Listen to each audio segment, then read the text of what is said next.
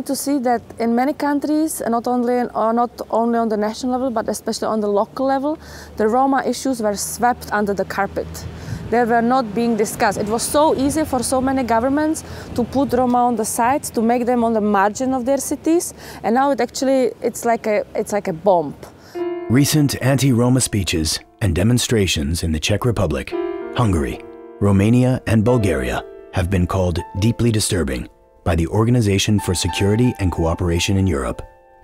According to the world's largest security-oriented intergovernmental organization, violence and terror by extremists threaten the overall stability and credibility of a democratic Europe. We visited the organization's Human Dimension Implementation Meeting, an annual opportunity for NGOs to present their recommendations to member states in September.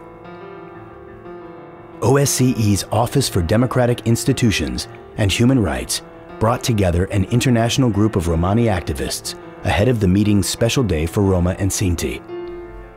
The participants worked on developing common recommendations to pressure member states into taking urgent action against violence and the dangerous mainstreaming of intolerance in the public sphere.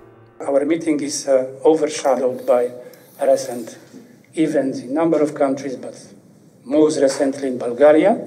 The whole nation observed and watched on the TVs the racist violence without any adequate response from the police. The police also observed the pogroms and the violence in the village of Katunica. This made many people afraid and frightened that if they will be attacked from racists, so the police will not react to that. And of course this received very strong reaction from the Roma community. So words have consequences. And I think this meeting is a general call to responsible politicians to watch their words because it's very easy to disseminate advertently or inadvertently labels and stereotypes, and it's almost impossible to call them back.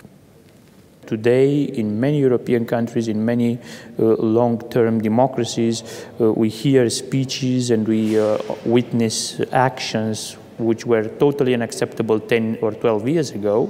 Yet today, not only are they acceptable, but they are being applauded and supported by a large part of the society. This is being fueled by the world crisis. Political parties take advantage of these situations at key moments in the electoral cycle. And all of the politicians take the cheap road, the easy road, of anti-Roma populism. This is not just about the Roma. This is much more than that.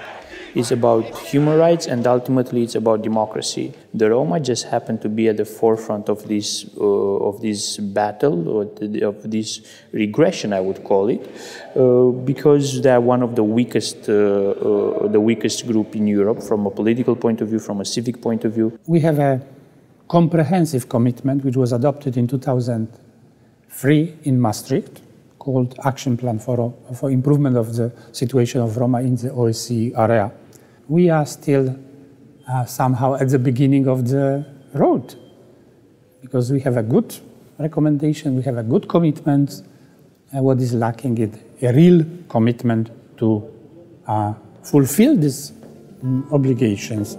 In the past years, the OSCE's Office for Democratic Institutions and Human Rights recognized that the security of Europe's Romani citizens could not be guaranteed in the long term without real and significant efforts made by its member states to prevent the marginalization of Roma, starting with children. OSCE stressed the need for states to invest in pre-primary education as a means to increase equity of outcomes between Romani and non-Romani children. Early education has the potential of ensuring quality prospects for the next generation of Roma in Europe.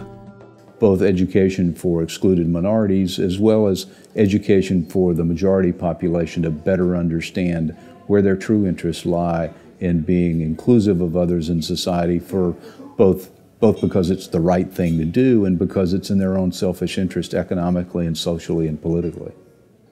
We thought that to start to promote education when child is going to school is a little bit, of course, is needed, but it's a little bit too late.